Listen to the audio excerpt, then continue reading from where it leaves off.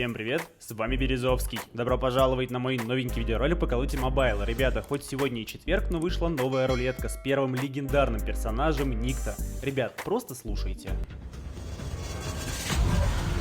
You'll never milk lion.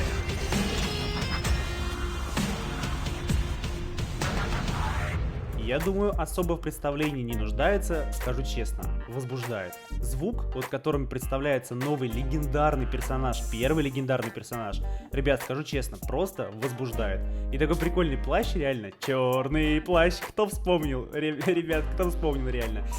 В общем, ребята, вышла новая рулетка с первым легендарным персонажем Никто и с новым легендарным скином на Дигл. Ну и, соответственно, вышел пистолет новый, Дигл. Давайте с вами покрутим рулетку, посмотрим, поиграем с диглами. У нас там Акимбо перк, поэтому можно, как говорится, в два ствола. И новый перс, да, мы его с вами затестим в королевской битве. Давайте, ребята, поехали. И, собственно, у этого персонажа нового у нас некоторые ништяки. То есть, допустим, да, вот гробик такой особый, там БПЛА особый, парашют там и так далее. И на руке у него, в общем-то, он смотрит на киллы. То есть, особая такая тоже фишка. Вот, смотрите. Don't try to judge me. It's all in play.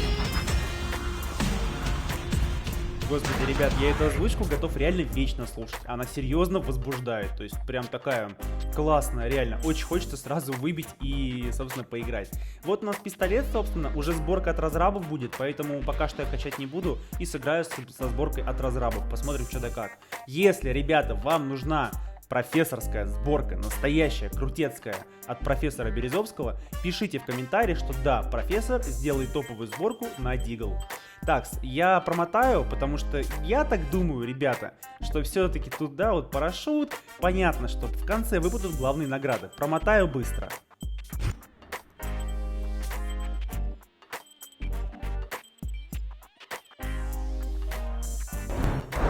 Ну и в конце, ребята, как всегда, остались две главные награды. Угадайте, что же мне достанется в начале? Ну, 10 попыток, естественно, ребята, Дигл. Он реально очень красивый. И вся рулетка, в принципе, в красных тонах, а это мои любимые тона и цвета. Ребят, очень прям захотелось прокачать этот Дигл, чтобы прям сделать топовую сборку, профессорскую и тест. Но, естественно, ребята, мы с вами договаривались. С меня годный контент, а с тебя лайкос. Поэтому лайк и комментарий, если нужна профессорская топовая сборка. Так, не ожидал, ребята, что будет такая дорогая рулетка, поэтому вернулся и пополнил CP-шки. Давайте, ровно должно хватить у нас на персонажа. Просто слушаем его приветствие.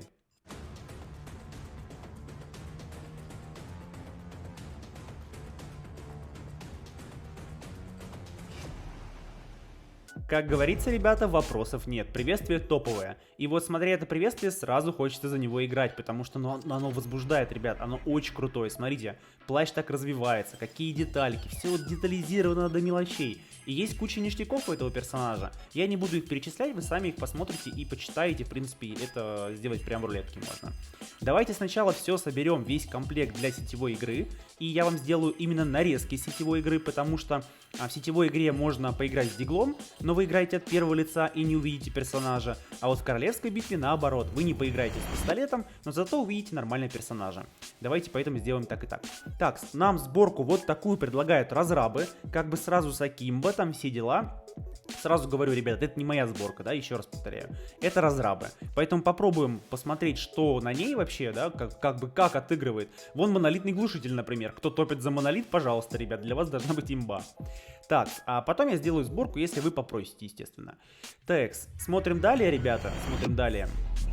Вот такой у нас Дигл, блин, красавчик, реально красавчик. И вся рулетка в красных тонах. А я обожаю красный, ребят. Эта рулетка прям создана для меня, серьезно. Так, Дигл, понятно. Я забыл, ребята, с вами амулетик. Давайте вот этот черепок повесим, отлично. Так, далее берем с вами, ребята, естественно, персонажа. Но это как бы самое одно из основных. You'll never milk lion.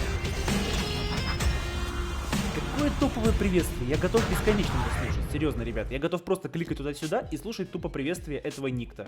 Прям класс. Прям реально класс. Так, что нам не хватает, ребята? Вроде бы сборка есть. Эмоцию я поставил. Да, эмоцию я уже поставил. Еще как бы до этого, пока вырезал вам моментом. Вот так, ребят, смотрите, фишечка. Он со спины разворачивается такой, типа, что? Сейчас я тебя вынесу. Я тебя разнесу. Вот такие, ребят, дела. Давайте, погнали. Погнали в сетевуху, я вам нарезочки сделаю. Опорный пункт, firing range или fearing range. Ну, там сами по-английскому, сами шарите. Вот, я вам сделаю именно вырезки, потому что, ну, чтобы не затягивать ролик. Ибо он получится уже там 30 минут, типа. Так, вот такие у нас два ствола, если ты понимаешь, о чем я, сынок. Так, сразу скажу, пострелял в стену, ребят, дикие проблемы с точностью. Вот, смотрите, сейчас я буду стрелять здесь. И вот так вот. Ребят, реально дикие проблемы с точностью от бедра. Ну это же стрельба от бедра идет. Я, естественно, буду делать сборку такую, чтобы от бедра стрелял нормально. И надаль желательно. Но сейчас я пользуюсь именно сборкой от разрабов. И получается так, что, ну реально, ребят, ну, серьезно. Отвратительная точность. Именно от бедра. Даже у Феника лучше. Даже у Феника, в принципе, стреляет плюс-минус в точку. А тут от бедра, ну такое. Анимация убийства, конечно, космос. Очень крутая. Классно, реально. Как вот персонаж исчезает, да, вот именно анимация смерти, не анимация убийства. И, точнее, как? Эффект убийства, это когда в киллчате, вот, да, видите, я сверху в киллчате красным выделяюсь. Это называется эффект убийства. Вот, а анимация смерти, анимация убийства, это именно когда персонаж... Нормально. Парень там дропшотнулся, я такой, опа, и забрал. Короче, ребят, а вот анимация смерти, анимация убийства, это когда персонаж пропадает под каким-то эффектом. Так, смотрим. Нормально. Ребят, в принципе, можно приноровиться, как бы вопросов нет, можно приноровиться. Но, я уже сказал, с точностью дикие проблемы, ребят. Имейте это в виду, потому что с этой точки зрения мне Дигл прям очень не зашел. Ну, конечно же, дело, наверное, в сборке. Наверное. И со среднего расстояния уже все, уже до свидания. Дигл вам просто не поможет. Так, тут я пульт поменял, потому что аннигилятор взял. Нет, классно. Геймплей реально классный. Но это уже, знаете, на что похоже? Мое детство прошло в Counter-Strike 1.6. И там был пистолет такой двойной, по-моему, назывался Elite, если я не ошибаюсь, по-моему. И он был двойным. И вот никто с ним не играл, но было очень весело. Вот то же самое и тут, ребят. Мне кажется, скоро с этими диглами никто не будет играть, но очень весело. Как и с Феником, ребят. Хотя, нет, вот сейчас я фигню сказал.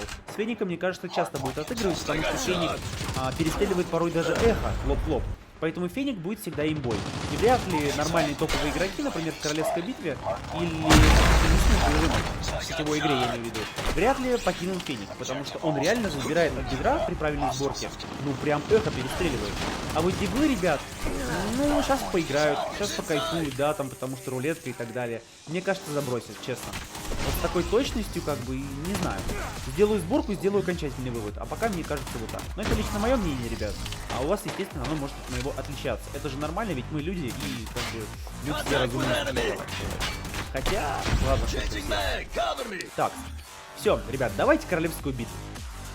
Давайте сначала соберем с вами для королевской битвы, собственно, весь комплект, весь, так сказать, полный набор, all weapon. Так, давайте начнем с персонажа, это у нас самое главное в королевской битве, ибо нельзя дигл там взять, да и вообще пистолет любой нельзя взять. Господи, какое офигенное приветствие. Я уже об этом говорил, я готов его слушать просто бесконечно, потому что приветствие прям топовое.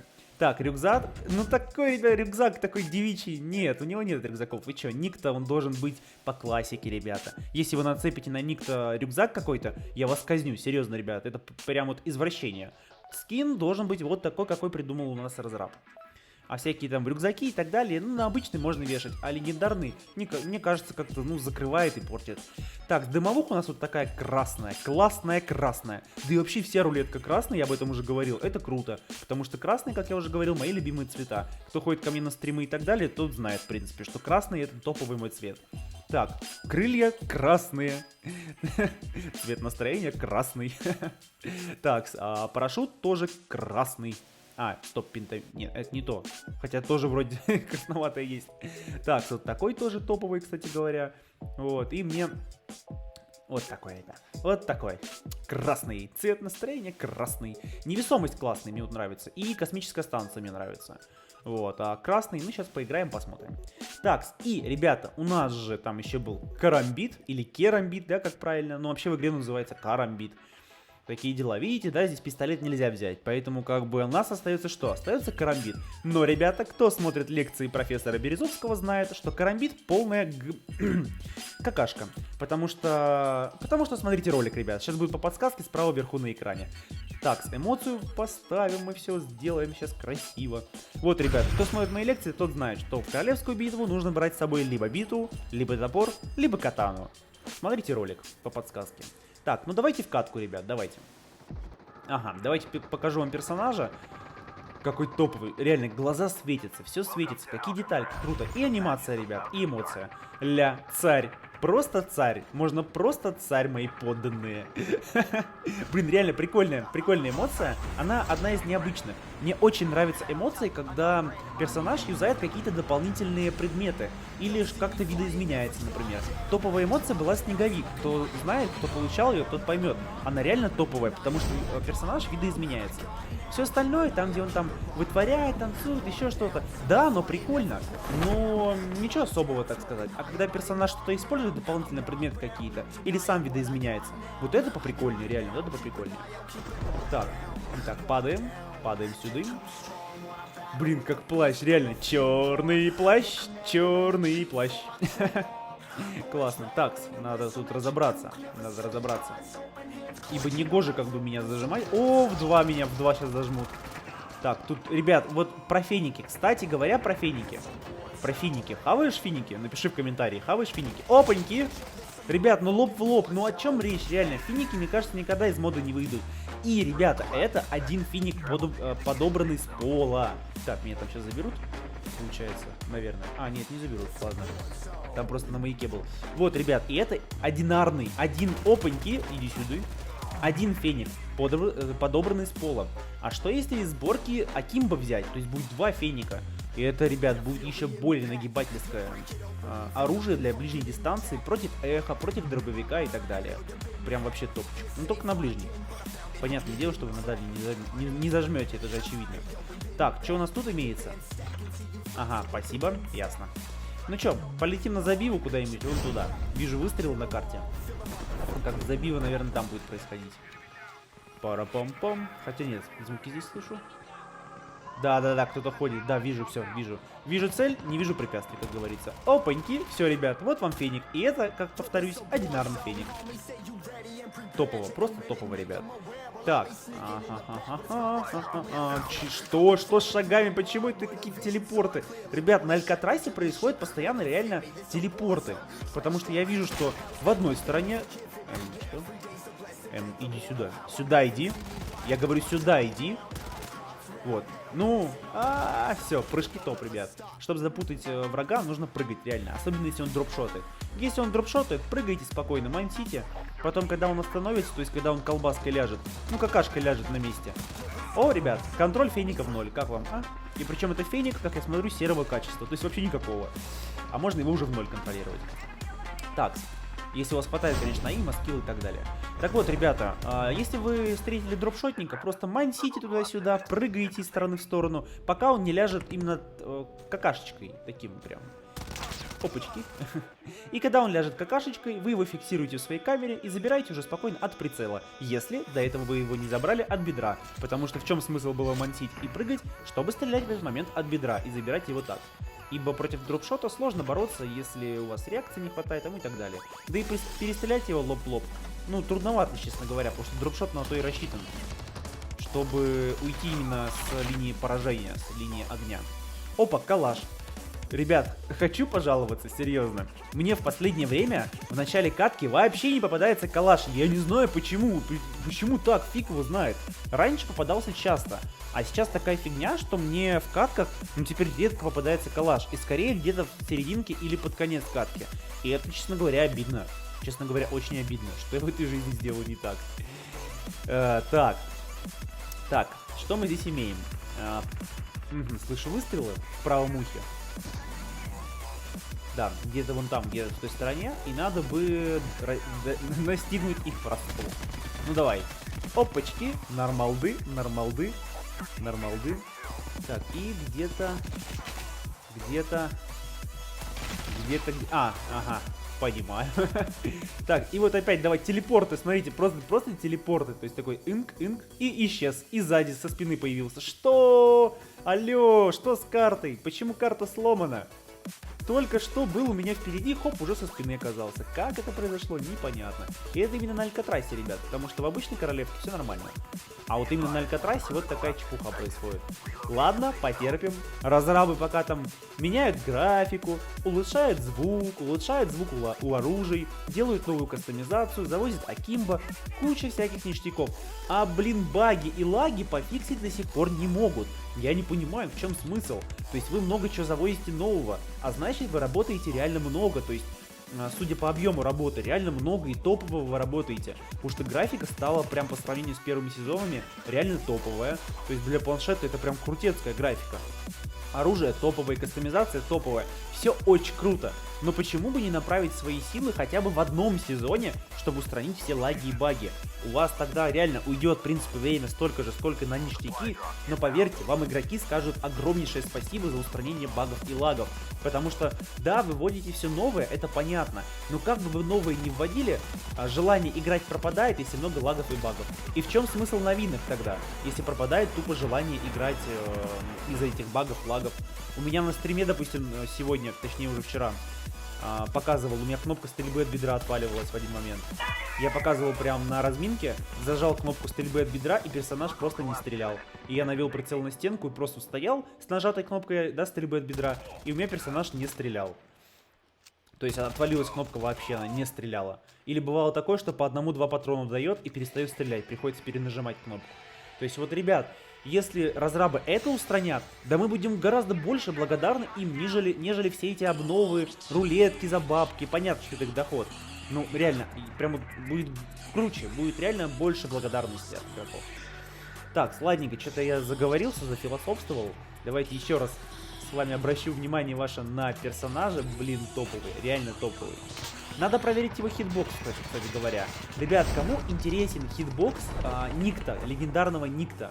Кому интересен? Напишите, пожалуйста, в комментарии, чтобы я понимал. Если вам интересно, помимо тестов оружия, топовых сборок, профессорских сборок, да, именно благодаря этим объективным тестам и цифрам, еще вам интересно хитбокс персонажа, то пишите, не стесняйтесь, я сделаю, мне не сложно, то есть я все протестирую, подробно сделаю, объясню, как обычно я это умею. Вот, и вы получите реально тест еще и хитбоксов. Думаю, это будет полезно, хотя все зависит от вас, от аудитории, то есть я же не могу за вас решать, типа это будет вам полезно. Я думаю, будет полезно. Как вы на это отреагируете, пишите. Напишите, сделаю. Поставите лайкос, тем более сделаю. Будет 1000 лайков на видео.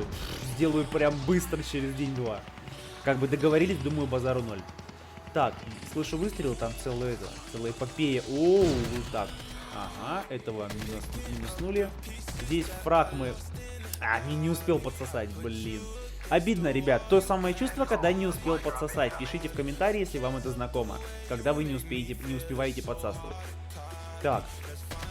Опаньки. Опа, и зря он так... Классная сборка, кстати говоря, контрится просто в 0. Топово. То есть как М4, ребят. Какая разница реально? Отдача такая же, как у М4. Только это калаш, он более бронебойный, более мощный, больше у него урона и так далее. На дальней дистанции, на средней дальней дистанции. И да и на ближней тоже больше. То есть в чем смысл М4 юзать? Так. Спина перезаряд. Так, все, по таймингам. Топово. Все, ослепили. Ага, заползаем. Прям на пофиг он ослепленный. Как бы вообще реально чисто пофиг, потому что он ослеплен. Ля. Так. Опа. Ну давай. Бэмс и все. Бэмс и все. Это калаш. Ибо это калаш. Тут как бы других вообще претензий к нему нет. Так, вот здесь подсосем фраг. Или это мой, я уже не помню, честно говоря. Опа, 2 адреналинища. Это вообще кайф. Вообще кайф. Так, ну... Ой, спина. Оп, подкат, оп, дропшот. Нет, ребят, дропшот что-то с дропшотом я переборщил, я его и так, в принципе, забрал. Если бы не забирал бы, если бы он бы остался бы меня стрелять лоб-лоб, я бы сделал бы дропшот. А тут как бы я в моменте понял, что это бессмысленно. Опаньки, прыжки, путаем. Вот, ребят, вот о чем я говорю. Мне приземлился только что прям за спину игрок. И за счет прыжков я его просто запутываю. Поэтому реально топовый совет еще от профессора: побольше прыгайте. Как-нибудь вот научитесь там в 3 пальца, в 4 пальца, сколько у вас там, 69 пальцев, 21 можете на экран ляпнуть, как хотите, ребят. Но приучите себя к прыжкам. Чем больше вы передвигаетесь и создаете динамику своего персонажа, то бишь движение, тем хуже, сложнее вас забрать. Но я вам, если что, не говорил. Если вы начнете играть как киберкотлета, ребят, я не виноват. Я не виноват. Потом не жалуйтесь, что вот, Березовский, я сделал там 30 фрагов в Алькатрасе в соло, типа. Ребят, не жалуйтесь мне так в комментариях. Вот, Березовский, я посмотрел твои советы, они топовые. Я реально начал тащить и сделал там, типа, 69 фрагов в королевской битве, типа. Ребят, не надо так жаловаться, я все понимаю, конечно, реально топовые. Ну вот, ребята, а тем временем мы берем топ-1 с новым легендарным персонажем Никто. Давайте глянем свои киллы, сколько настреляли, все-таки, ну, интересно же, правильно? Нормально, нормалды. Все, собственно, нормально. Ребята, всем огромное спасибо за просмотр, надеюсь, вам понравился геймплей. С вас лайкос, с меня годный контент. Всем до новых встреч и пока-пока!